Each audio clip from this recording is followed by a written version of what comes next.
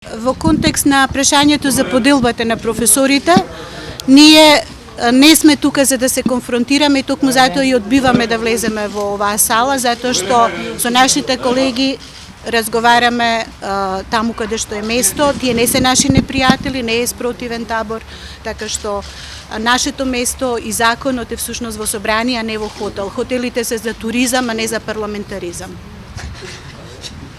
Професор, ќе ајде повелете на дебата. Благодариме премиере, тука очекувавме порано да не поканите. Ама еве тука сме. Ако се за суштинска дебата, ние сме подготвени.